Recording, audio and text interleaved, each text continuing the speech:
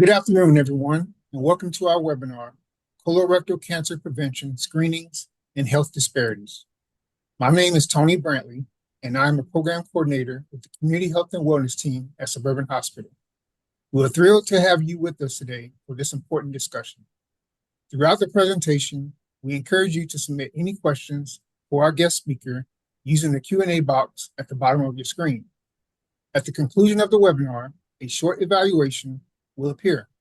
We will greatly appreciate your honest feedback as it helps us improve future programming. Please note that today's webinar is being recorded, and a link to the recording will be shared in the coming days. Again, thank you all for being here. It is now my pleasure and honor to introduce our distinguished guest speaker, Dr. Otis Brawley. Dr. Brawley is a Bloomberg Distinguished Professor of Oncology and Epidemiology at Johns Hopkins University, where he leads groundbreaking research focused on cancer health disparities. With a deep commitment to closing racial, economic, and social gaps in cancer prevention, detection, and treatment, he has been a driving force in improving public health outcomes both in the United States and worldwide. Throughout his esteemed career, Dr. Brawley has played a pivotal role in shaping national cancer screening guidelines, advancing equitable healthcare access, and educating both the medical community and the public on evidence-based cancer prevention strategies. Today, he will share his expertise on colorectal cancer prevention, appropriate screening methods, and health disparities. Without further ado, I'm honored to present Dr. Otis Brawley.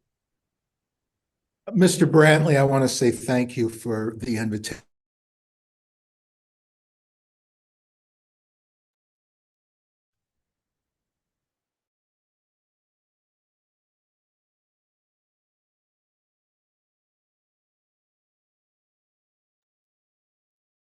To the audience members, it appears that we've lost audio with Dr. Brawley, so we're just going to pause. Diseases seem to be on the increase and what diseases are on the outcrease, or what diseases are on the decrease. I work for Johns Hopkins. I also do some consulting for the federal government. Today, we're going to talk about what cancer is and some of its causes. Then we're going to talk about colorectal cancer specifically, the numbers, and some of the risk factors for colorectal cancer. And then we'll talk about colorectal cancer screening, which is something I'm hoping to get all of you interested in. First, cancer is uncontrolled cell growth or uncontrolled mitosis. If I cut myself, my skin cells will start cell growth, control cell growth. We call that healing. Mitosis is just cells dividing one after another, and there's a stop message that goes out when healing is complete. In cancer, there is no stop, and the cells continue to grow, and then they can start spreading throughout the body. This is a cell under a microscope going through the phases of mitosis or cell growth. You can see it's one cell to the top left, and then it goes through division as you go to the right, down to the bottom left, more division, and then finally it becomes one cell. Here you can see a drawing of one cell becoming two, becoming four, becoming 8, 16, 32, so forth. That's what cancer is, uncontrolled cell growth. It also has the ability to spread. This is a bone scan, and this is an adenocarcinoma of a prostate cancer. And this gentleman has spread. You can see the outline of his bones, his ribs here, all the dark things in the spine and in the ribs. These are all metastases or spread of his cancer. All cancers, be it breast, prostate, colon, lung, have the ability to spread to places that they ought not be. Now, in the United States in 2025, the American Cancer Society estimates that there are going to be a little over 2 million Americans diagnosed with cancer, and a little over 618,000 Americans are going to die from cancer in this year. When we look at the various cancers, among those diagnosed, I want to note that lung cancer is the most common cancer diagnosed in men and women. Prostate cancer is the second most common cancer diagnosed in men. Breast is the second most common in women. And then we see colorectal cancer is a third most common cancer diagnosed in men. Pancreas is third in women. Colorectum is just barely in fourth place among women. About 24,000 or so women will be diagnosed with colorectal cancer this year, compared to about 29,000 or so men. When we look at mortality or death from cancer, this is just to clue me to tell you the really good news. Since the early 1990s, which would be right here where it says male and where it says female, the death rate from cancer has gone down dramatically, more so in men in blue than in women in pink. Overall, there's been a 34% decline in risk of cancer death since the early 1990s.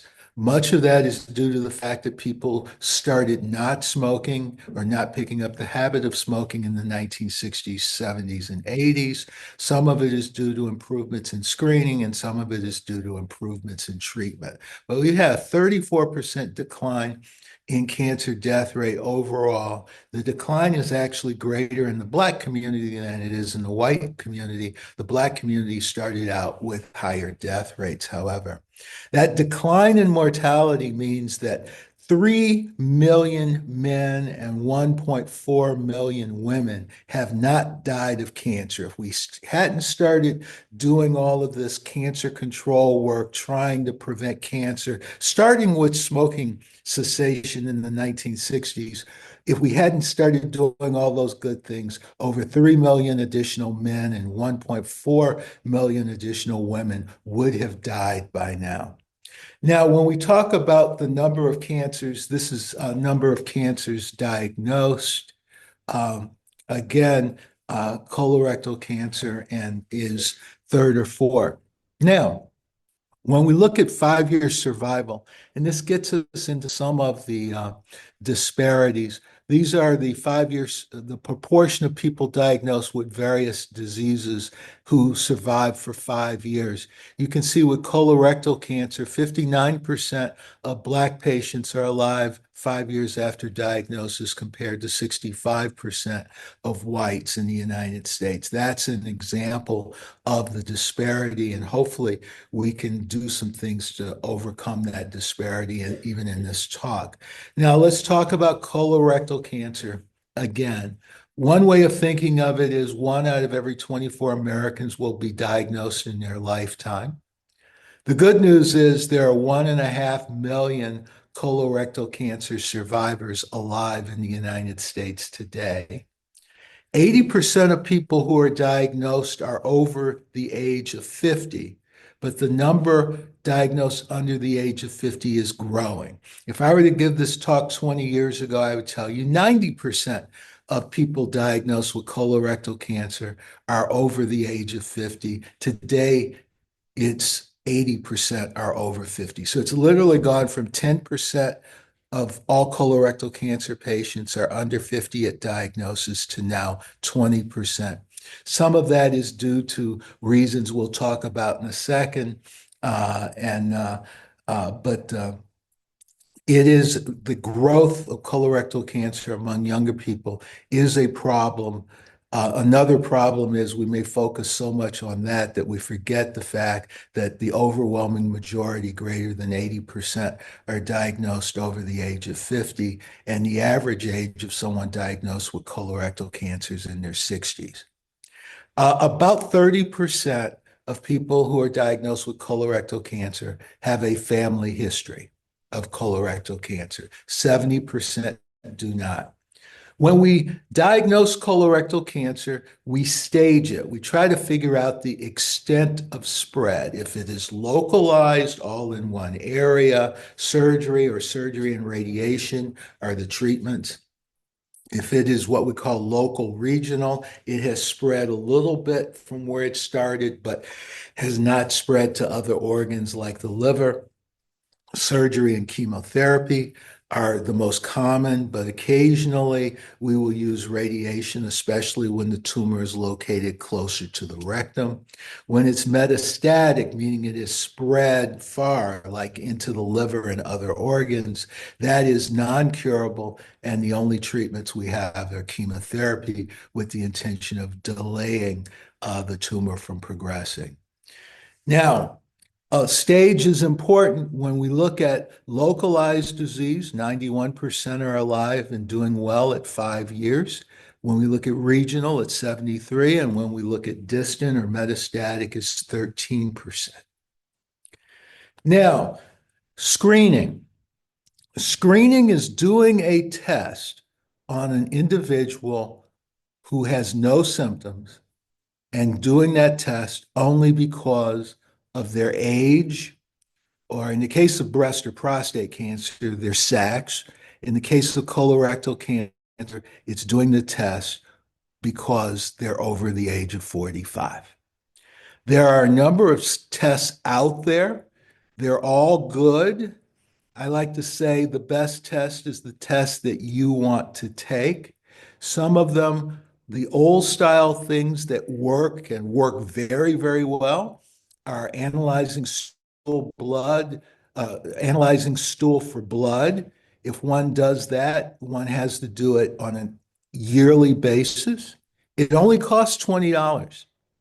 Very cheap, reduces risk of death by over a third, reduces risk of actually getting colon cancer by 20%. We'll talk a little about how a screening test can prevent people from getting the disease in a bit. Stool DNA testing. This is Cologuard, which is frequently advertised on TV. Costs about $500, needs to be done every 3 years. It's a fine test, but it's not better than stool blood testing at $20 a year. A new blood test, drawing blood, looking for circulating cell-free DNA, is called Garden Shield. Very new. I actually kind of discourage people from that. Garden Shield even advertises that they are for people who don't want any of the other screening tests. If you don't want to handle stool, or if you don't want to get to the other tests we're about to talk to, then the blood test is for you. And we don't even know yet how often you should get that blood test. Now, there are structural studies, and what I mean there is we put a scope up someone's rectum and look around looking for evidence of either polyps, which are precancer, or looking for actual cancer itself. The most common of those is called the colonoscopy, where a fiber optic scope is placed up the rectum and goes all the way around the colon. I have pictures of this in just a little bit. We also have virtual colonoscopy, where a CT scanner is used in order to do the same imaging of the colon. For colonoscopy and virtual colonoscopy, a clean out of the colon has to be done. It takes about 2 days of taking and drinking a lot of stuff that's going to cause people to have a lot of bowel movements and diarrhea to get everything out of the colon. So when the scope is put up there, the doctor can actually have a good view. And I'm going to show you some of the views in a second. Now, a really important point, because people say get a screening test. No, get into a program of regular screening. Okay, one colonoscopy is not what you need. If you actually, colonoscopy has the disadvantage that it costs about $3,000, but most insurances will pay for it. It has the advantage that if your colon is clean, it needs to be done every 10 years. But we have good data to show that people who are in a routine, regular screening program, and that's every year for stool blood testing, every 3 years for Cologuard, every 10 years for colonoscopy, that they reduce their risk of death by about a third, and they reduce their risk of actually getting colon cancer by about 20% or a fifth. Now, one should begin at the age of 45, and those who have a family history of the disease should start about 10 years before that family member was diagnosed.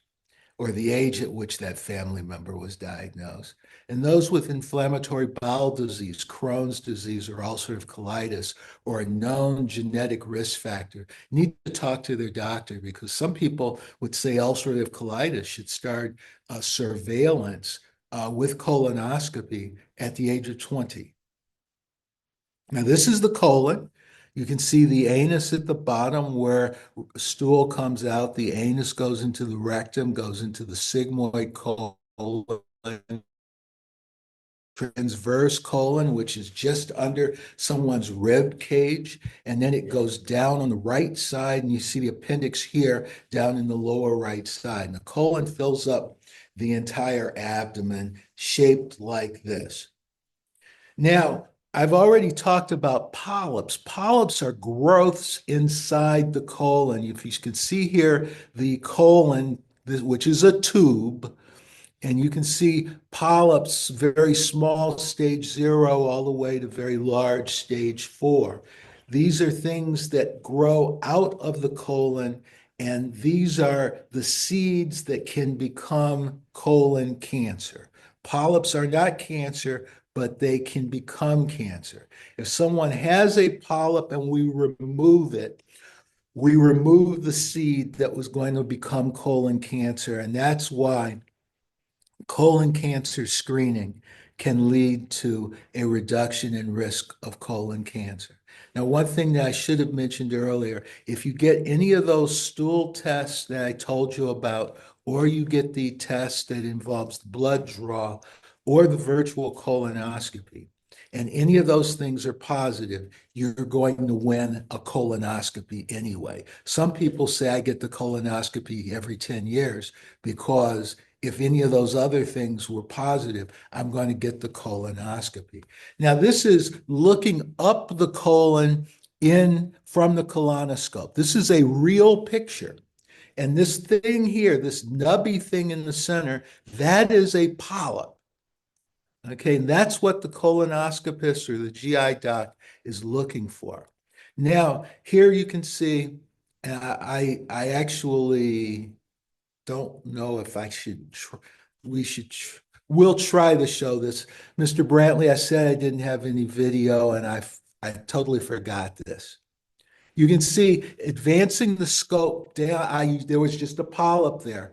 Advancing the scope down the colon, looking for, there's another polyp right there.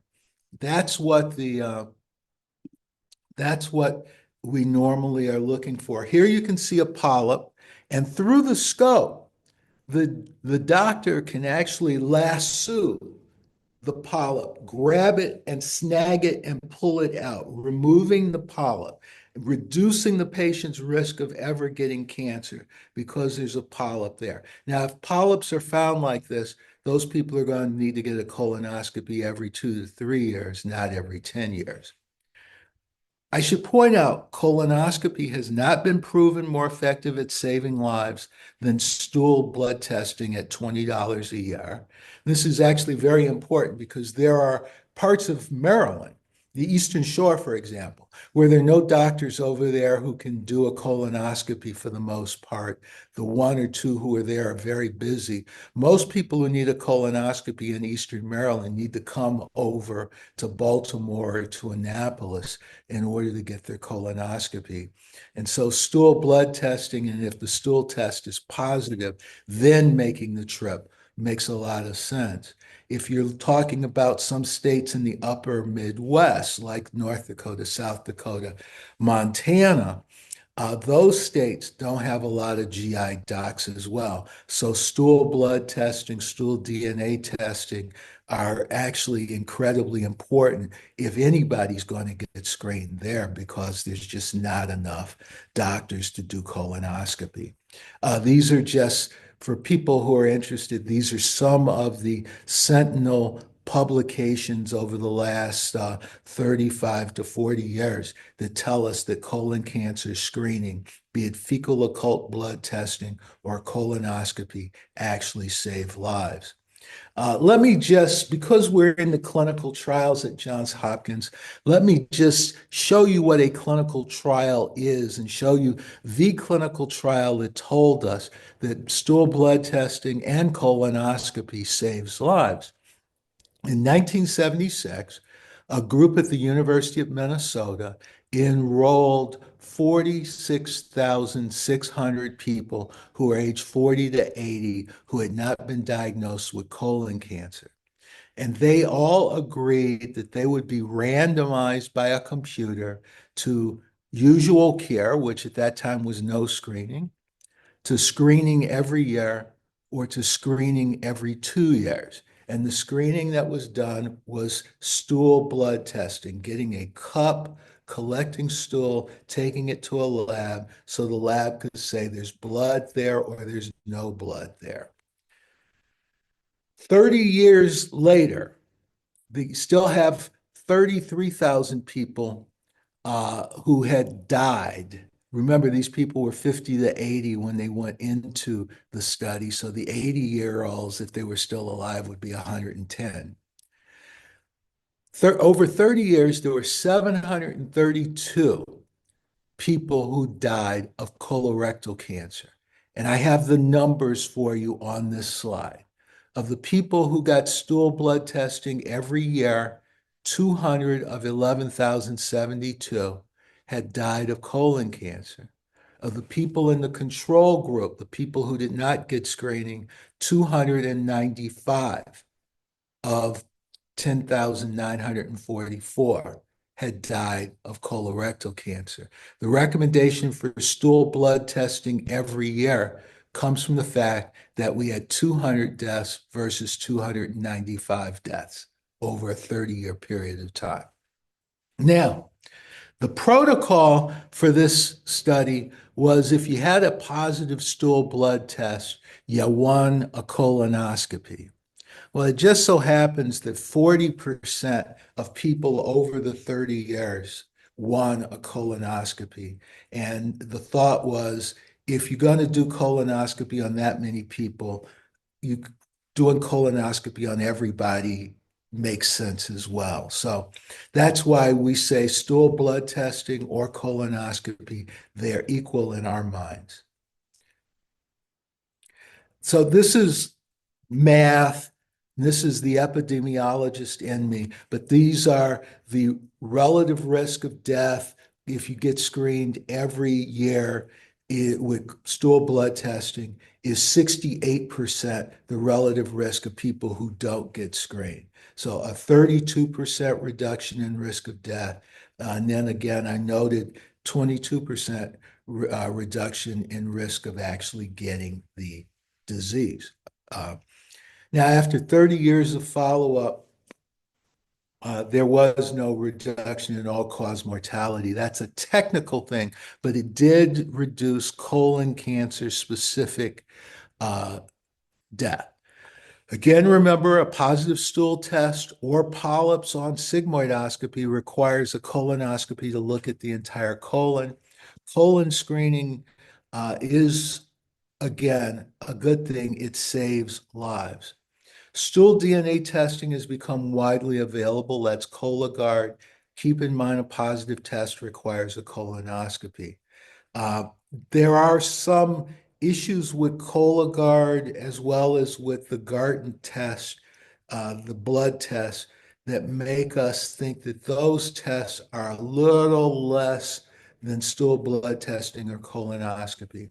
Now, virtual colonoscopy is available only at a very few sites. It's used primarily in people who have had hip replacements or people who can't flex their hips for the colonoscopy or people who can't lie on their side for a half hour to get the colonoscopy. And it involves the same prep as colonoscopy, but then filling the colon up with gas, nitrogen, and then doing a CT scan, and you get an image, and there you can actually see in orange the colon in a person's actual abdomen. You can see the person is laying on their back, see their elbows to the top left and right on here. You can see their hip bones on the bottom there, but you can see the colon in red or in orange. The whitish stuff in the background, that's the small bowel. And to explain to you the anatomy, if you eat something, it goes from your mouth to your throat, to your esophagus, to your stomach, and then it goes to the three sections of the small bowel, the duodenum, the ileum, and the jejunum. And the jejunum pushes food into the colon right here in the lower right where the appendix is. And so this is all the large bowel going down, down, down. Here we're into the rectum, and then we're into the anus. Virtual colonoscopy involves a dose of radiation. It requires the same prep as colonoscopy, and a positive virtual colonoscopy means one still needs to get the optical colonoscopy. This is just to key me in to remind you one of the problems that we see in terms of black-white disparities in the United States is we see a large number of Black people who are diagnosed with colon cancer who don't get optimal care. And optimal care starts with processing of the biopsy specimen by the pathologist. You know, the pathologist is a doctor you never see. And we've seen numerous studies to show that Black people, or sometimes poor people, or sometimes people who have Medicaid versus Medicare, don't get as good a care, be it processing of the pathology. We even worry that the quality of the colonoscopies done can oftentimes be not as good, which is highly unfortunate because what we've noted is that equal high quality care yields equal high quality outcomes. And the hospitals that accept Medicaid, which is the poor paying of the federal insurances, are the hospitals that sometimes try to take care of too many patients and work their staffs too hard. And that's where some of these things fall by the wayside. Again, this demonstrates the importance of high quality care and people trying to get the highest quality care that they can get. And so I'm going to stop right there. That's about 28 minutes of colon cancer. This is just a picture of the original Johns Hopkins Hospital. And if I can come off of my slides, perhaps we can, Mr. Brantley, we can have a discussion and people can ask questions. Thank you, Dr. Brawley. We'll now open up the Q&A session to address questions from today's attendees. First, we're going to begin in the chat. Dr. Brawley, we had a comment from David who said, I've just had a colonoscopy and they found 8 polyps. So I was interested in what is the common number of polyps found during a colonoscopy, and what is the highest number that you're aware of? Oh, the highest number I've seen is there's this one disease called polyposis. It's a polyposis syndrome. That person had thousands. It's not unusual for someone to have 8. It's probably more usual that someone has none. But it's not unusual for someone to have 3, 4, 5, even 12, and they try to get all of those out. But that's someone who's not going to get a colonoscopy again in 10 years. That's someone who's going to come back in 2 to 3 years. Our next question is from Alyssa, who asks, how risky is a colonoscopy for someone 84 years of age? That's a really good question. In studies that we show, about 1 out of every 600 people over the age of 70 who gets a colonoscopy has a perforation of their colon where the scope actually puts a hole in the colon. And that usually leads to the person needing to be hospitalized. Rarely leads to surgery. Given that most organizations recommend, and the people who recommend cancer screening are the American Cancer Society, the U.S. Preventive Services Task Force. There's something called a colorectal cancer roundtable. Most people recommend that if someone over 70 is going to get screened, they not get the colonoscopy as the first screening test. They get one of the others, number one.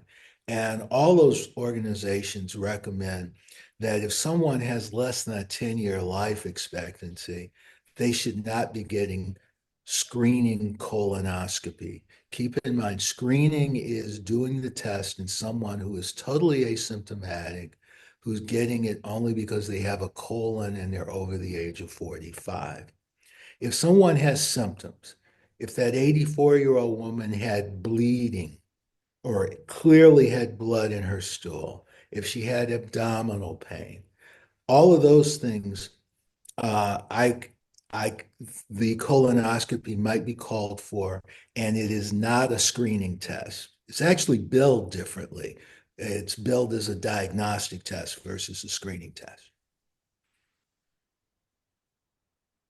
Our next question is, how quickly do new tumors progress? Is it months or years? And are colonoscopies recommended only every 3 years? How long do polyps progress? How quickly do new tumors progress? Um, most new tumors take 5 years or more to progress from the polyp stage to the colon stage, which is why if people have polyps, we usually repeat the test every 2 to 3 years. One doesn't want to do colonoscopy too often, especially since we have a shortage of people to do the colonoscopies. Next, we have a question. How good are the home stool blood tests that are available at the pharmacy? Those are also $20 and you test at home, not in a lab. That's a really good question. We all prefer that you use the test in the lab because the test in the lab is an immunochemical test, and they actually have done some things that even I don't normally talk about to set the sensitivity and specificity, and then they have controls. It's a much better test. Uh, I would avoid the test that you do yourself at from CVS. The studies that told the stool blood testing save lives involve the stool being tested in a high quality laboratory that had references. References are controls to make sure that when we say there's blood there, there's actually blood there. The other thing is some of the tests that you see in uh, some of the tests that you see in the CVS or the Walgreens, if you read the label, you can actually have a falsely positive blood test because you ate certain things the night before, like cauliflower or a rare steak. They'll turn positive off of beef hemoglobin or beef blood, whereas the one that we do in the lab is specific to human blood and will not be positive if you had a rare steak the night before. Next, we have a question in the chat. If someone has hemorrhoids that have intermittent bleeding, is it a problem if they have had colonoscopies with polyps that were okay? Uh, People who have hemorrhoids can have blood in their stool. And the problem that I have seen is someone will have blood in your stool. Sometimes even the doctor will say, "Oh, you have hemorrhoids, don't worry about it."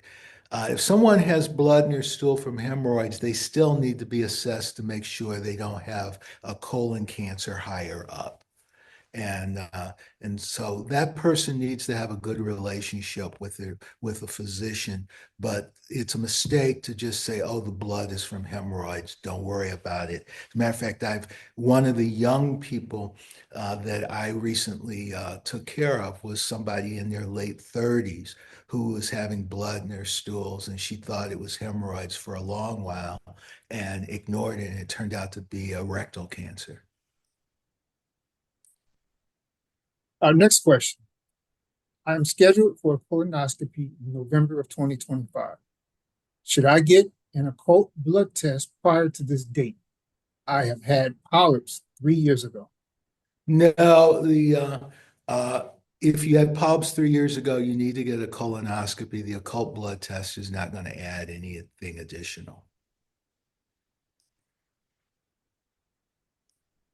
I've seen a video where a physician in a highly regarded hospital in Thailand used a capsule with a camera in it that a patient swallowed to screen for colon cancer. Yeah. Is this effective? Yeah. You know, that was a Raquel Welch movie from the 1960s. And that science fiction now comes into the 21st century. That is experimental. And we are using it, especially on kids and some other things. It is not something that you're going to be able to get if you're an adult who wants to be screened for colon cancer. But that technology is out there and that technology is growing. And who's to say, when the Raquel Welch movie came out in the 1960s, we all thought it was science fiction. Now we have it available experimentally. 20 years from now, it may be common. That was a great question. Thank you for that. Now moving on to the next question. So will Cologuard be a possible supporter to determine colonoscopy? Will Cologuard again what? Be a possible supporter to determine a colonoscopy? Well, if someone has the Cologuard test and the Cologuard test comes back positive, they should get a colonoscopy. Exact Sciences, who makes Cologuard, is going to send you a letter that tells you your Cologuard test was positive. You should see a GI doctor and you should get a colonoscopy. Their lawyers make them do that. Our next question. My daughter, who is 37, PCP recommend endoscopy and colonoscopy for digestive issues and is scheduled for tomorrow. She is asthmatic and was just diagnosed with diabetes. Will the procedures be performed back to back, and does her breathing and blood sugar need to be addressed before undergoing the procedures? If polyps are found and removed at the time of the colonoscopy, what are the side effects to be expected? Thank you.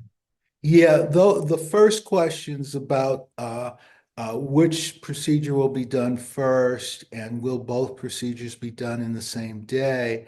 Those are questions you really need to ask the doctors who are doing it. And the anesthesia that's used for a colonoscopy is actually a deeper anesthesia or sedation than the anesthesia for the upper endoscopy. By the way, sometimes we refer to colonoscopy as lower endoscopy. Upper endoscopy is going through the mouth, down the throat, into the esophagus, stomach, and then into the duodenum, the first part of the small bowel. So those things you'll have to ask the doc. I can tell you removal of polyps frequently is painless. And if there's any problem, it's just a little bit of bleeding for the next day or so. And you'll have blood in the stool as you start having bowel movements again. Sometimes you don't even have that.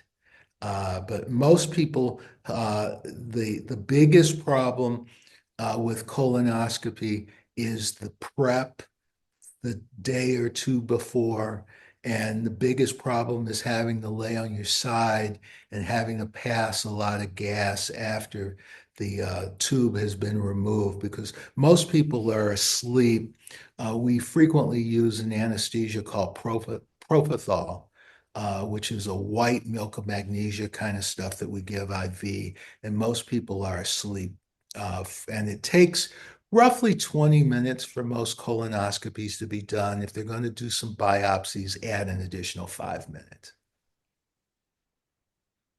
Our next question. If someone is in their mid-80s and has had a polyp in the past, do you still suggest that they not have a colonoscopy?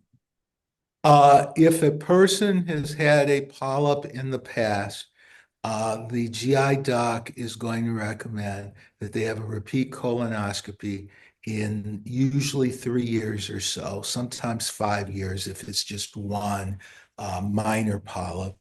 And then if they have, it depends on the GI doc. Many will, if you are clean after that 3 years or 5 years, put you back on an every 10-year thing with colonoscopy, which means you could do the stool blood testing.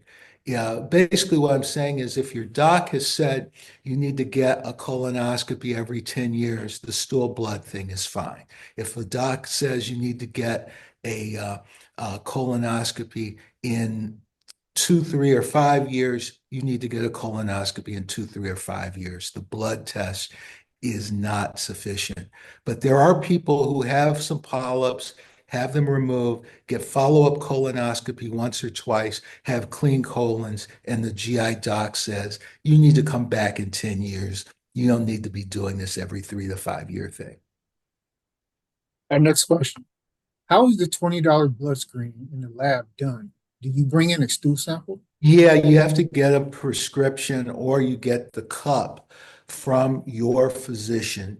And it's like a little, pardon me for saying, a Dixie cup. It's a cardboard little cup. And you have to get a sample of your poop, put it in there, and bring it into the doctor's office, and they send it to the lab. Does diet cause polyps? Do diet cause polyps? Excellent question. Yes. Yes. Um, we have data to show that people who eat high fiber diets, people who are vegetarian, have less polyps than people who eat meat. Indeed,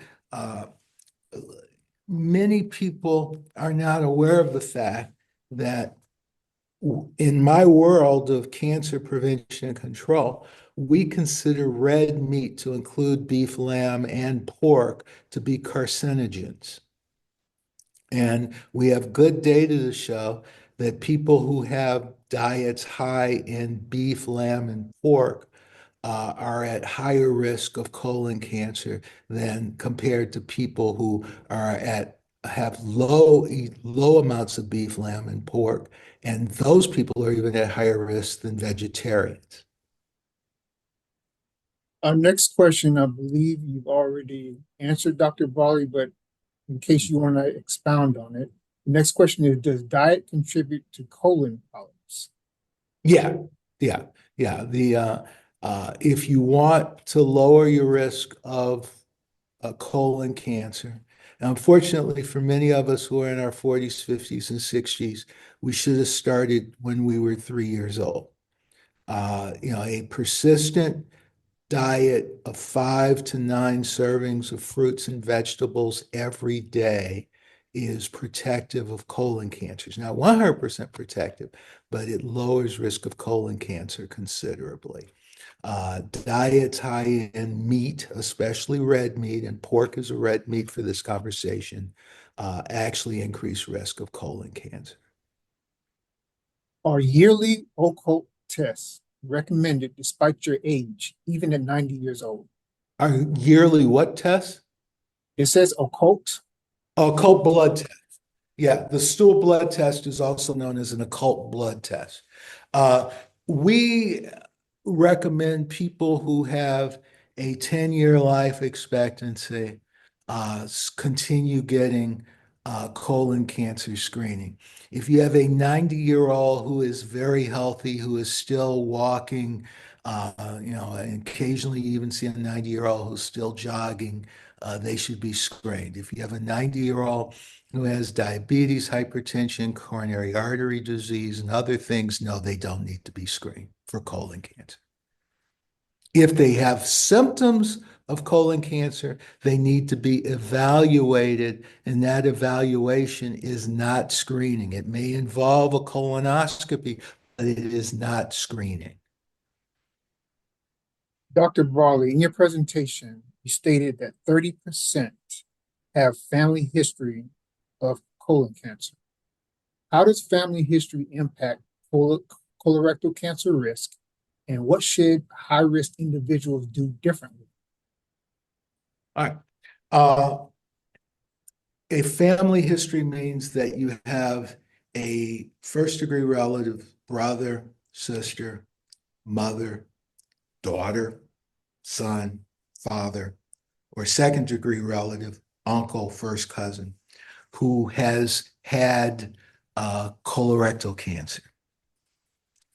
And if you get all of those people who have one of those relatives with colorectal cancer, closer the relative, the higher the risk. You're going to have a group of people who are at high risk. Now, those people, the folks who have come up with these screening recommendations, is the U.S. Preventive Services Task Force, which is a group of screening experts from the federal government, the American Cancer Society, the Canadians have a screening guideline as well. All of them universally agree that screening should start 10 years before that relative was diagnosed with the age at which that relative was diagnosed with colon cancer. So if you have a relative who was diagnosed at 43, that means you should talk to your doctor about starting screening at 33. Uh, the the screening can be stool blood testing, it can be Cologuard, it can be colonoscopy. If you have an extensive family history, the GI doc and the patient may decide to go directly to colonoscopy. Dr. Brawley, to follow up your answer about diet and how it affects colons. So that would also mean that the American diet, high in processed food with little fiber, would also raise the risk of colon cancer. Is this Yes, correct? absolutely. The World Health Organization, which our government just decided not to fund anymore, they do more than track down measles and Ebola and COVID-19. They have a chronic disease group that's very interested in cancer. And they have a list, they have three lists that they publish. And this is Googleable, actually. They have a list of things that might cause cancer, a list of things that probably cause cancer, and a list of things that definitely cause cancer. On their list of things that might cause cancer, cell phones. Cell phones might cause cancer. On their list of things that definitely cause cancer, cigarette tobacco, smoking cigarettes, air pollution, highly processed foods, red meat, pickled vegetables. These are all things that are known to cause cancer. Now, everybody shouldn't freak out, but those of us who are cancer prevention specialists, our view is that you should manage your exposure to these things. There's certain things that you cannot exclude from your diet altogether. Alcohol, by the way, also causes cancer. And so these are alcohol, red meat, highly processed foods, not minimally highly processed foods, are all on the list of things that can cause cancer. And we should all, that unfortunately, this is the American diet. This is much of the American diet post about 1960, much of the fast food industry. And by the way, the fact that beef is a carcinogen was an episode of Oprah's show. And the result of her noting what I just noted, which is that the World Health Organization, which is the United Nations Health Agency, considers red meat a carcinogen, it led her to be sued by the Cattlemen's Association. So if there's any cattlemen out there, I'm only quoting fact. Dr. Brawley, based on that, we have a follow-on question. I've heard of all of those, but pickled vegetables? Yes, pickled vegetables. And the Asian pickled vegetables are actually worse than the American cucumbers. But even the American cucumbers increase risk of cancers, especially GI cancers.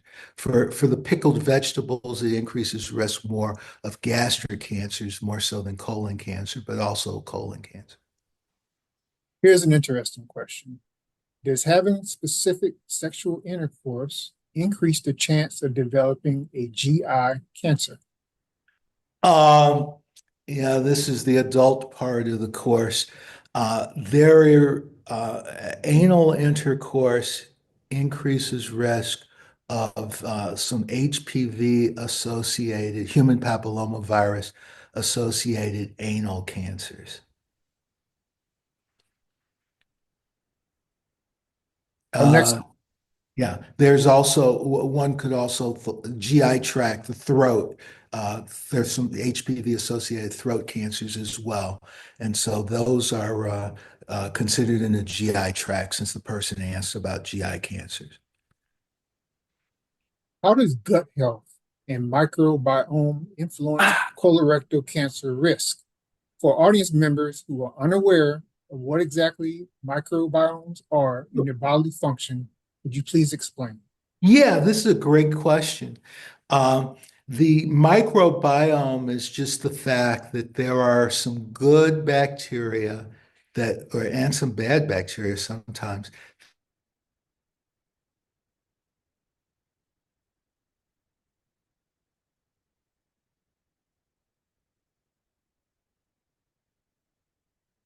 It appears we've lost audio temporarily with Dr. Brawley, so we're going to pause and wait for him to come back online.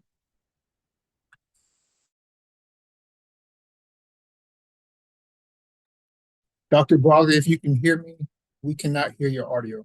More good bacteria into your colon. There is a growing area of research where we're looking at what bacteria people actually have in their colon. And it seems that some people who are at higher risk of colon cancer have certain kinds of bacteria in their colon. This is something that we're starting to study. This is true for ulcerative colitis and Crohn's disease as well, which are inflammatory bowel diseases.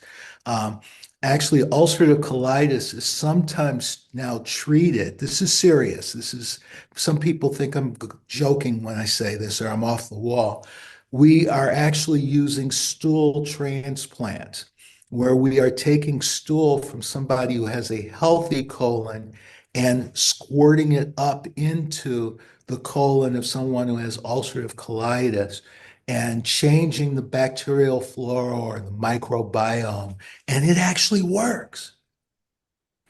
And so this is a tremendous area of research, and we're not doing stool transplants to lower risk of colon cancer yet. We're not looking at microbiome and saying you have the kind of bacteria that increases your risk of getting colon cancer yet, although we're starting to see some correlations. Our next question, are there any genetic tests available to determine colorectal cancer risk? Yes. Uh, and that is, those tests generally are reserved for families that have a significant family history.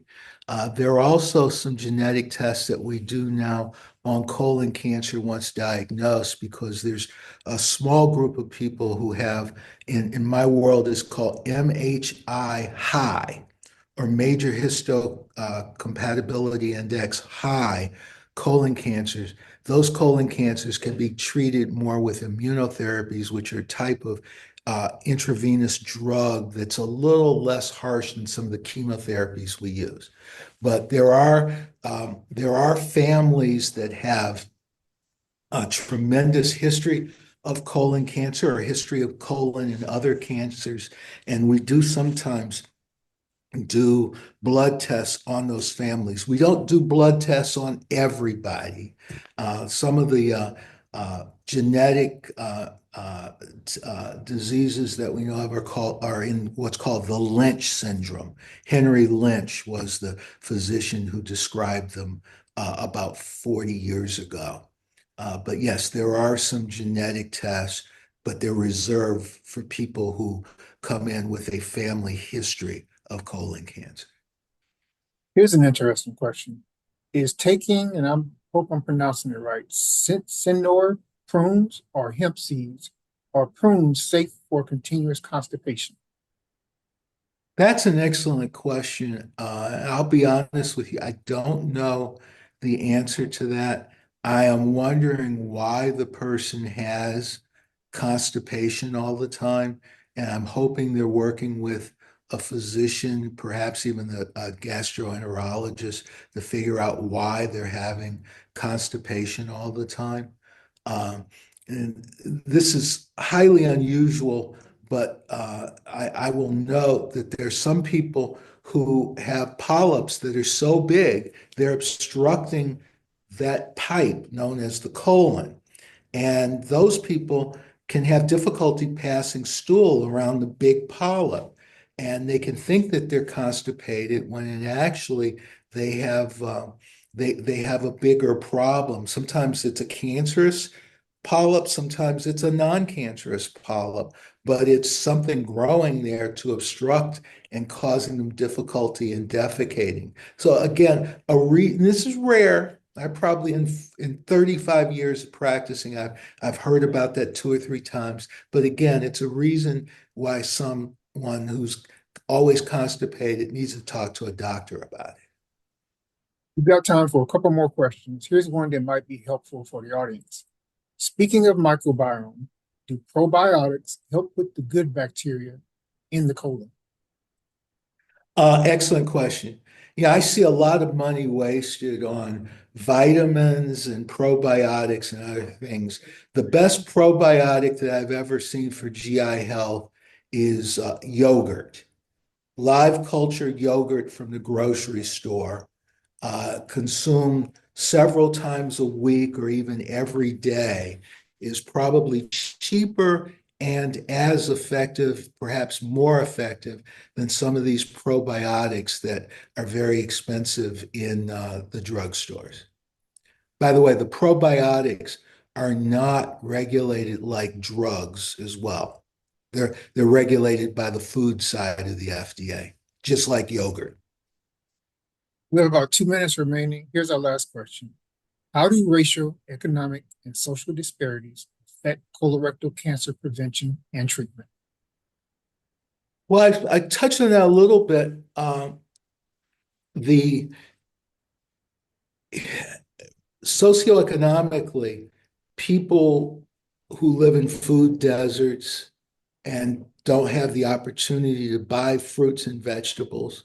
Fruits and vegetables are actually more expensive than the highly processed, calorie dense things that are actually carcinogens. And so as a result, poor people, not just Black people, poor people are more likely to consume the things that cause colon cancer and some other cancers as well, by the way. They're also more likely to be obese, which increases risk of colon cancer. Once one is getting treated, um, the issue is, for example, there's a wonderful study that looked at poor people, not just Black or Hispanic, but poor white people in California, and found that they weren't staged as well after surgery. And it was found it was because they all went to the same hospitals that accepted bad insurance.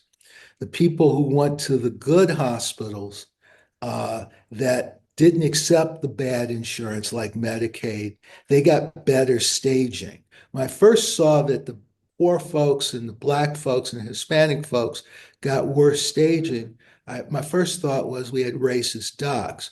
Well, the study actually showed that the docs in the poor hospitals actually see more patients and work harder than the docs in the hospitals that take Blue Cross and don't take Medicaid. So there is a real problem with poor folks getting good quality care in the United States. I hesitate to say that because Obamacare, the Affordable Care Act, gave a lot of people access to Medicaid. And that's where I have to admit to myself, poor quality care is better than no care. Dr. Brawley, we just had a question come in from an audience member that really would like a response. I have GI issues that I have bowel movement 10 to 15 minutes after each meal. Some trigger colon spasms that require a scan 3 times a year. Should a colonoscopy be done? I really can't say I really can't say for sure on that one. That person needs to have a long, good conversation with a gastroenterologist who knows a little bit more about their background than we can talk about here. Ladies and gentlemen, this concludes the Q&A session and today's webinar. On behalf of the Community Health and Wellness team at Suburban Hospital, we sincerely thank you for joining us and extend our deepest gratitude to Dr. Brawley for sharing his expertise today. We hope the information provided has been valuable to each and every one of you. As a reminder, please take a few moments to complete the survey that will appear at the end of the webinar. Your feedback is greatly appreciated and helps us improve future programs. Thank you again and have a wonderful rest of your afternoon.